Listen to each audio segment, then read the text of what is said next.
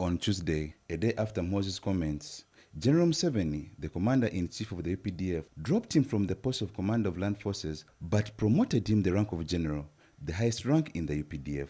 On Monday, Muhoozi took to his official social media page on Twitter and proclaimed that it would take him and his army just 2 weeks to capture Nairobi, the capital city of Kenya. The tweet sparked mixed reactions from Ugandan and Kenyans, especially on social media. Museveni says in his letter that he is also sorry to the Ugandans who could have been annoyed by one of their officials meddling in the affairs of brother Kenya. Much as Museveni appreciates Muhoozi as a passionate Pan-Africanist, he should have used the correct method for Pan-Africanists, which is confidential interaction or using the available mechanism like the East African Community and African Union, since he is a public officer. Museveni, who used the apology to hail Kenya's recent peaceful elections, says that he has conveyed all those views confidentially to Kenyan President William Ruto. He said, "I ask our Kenyan brothers and sisters to forgive us for tweets sent by General Muhoozi, former commander of land forces here, regarding the election matters in that great country." He added, "The only available legitimate forum is the peer review mechanism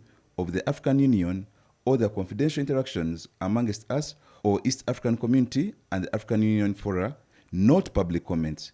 Why then promote him to full general after these comments?" According to Museveni, this is because this mistake is one aspect where he has acted negatively as a public officer. He says there are, however, many other positive contributions the general has made and can still make. Muhoozi is not shy about airing his views on foreign policy.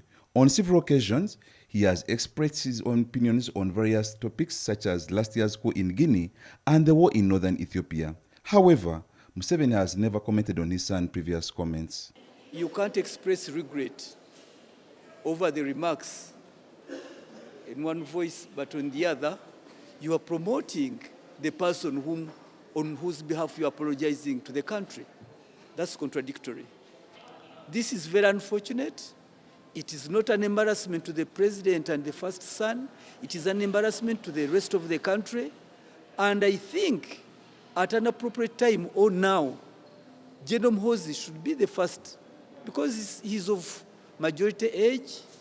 I thought it was a joke, and up to now I still think it's a joke, because I wouldn't expect a senior officer of government of that caliber to make such statements.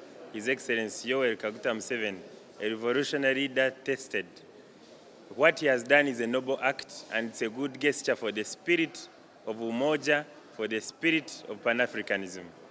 I think and I believe wholly that it was timely, because the messages that we are going through, the parading and the discussions that we're engaging may have been misconstrued and probably would lead to edgy diplomatic relations between the two countries. Kunoda Simari Nitwe, PM Edition.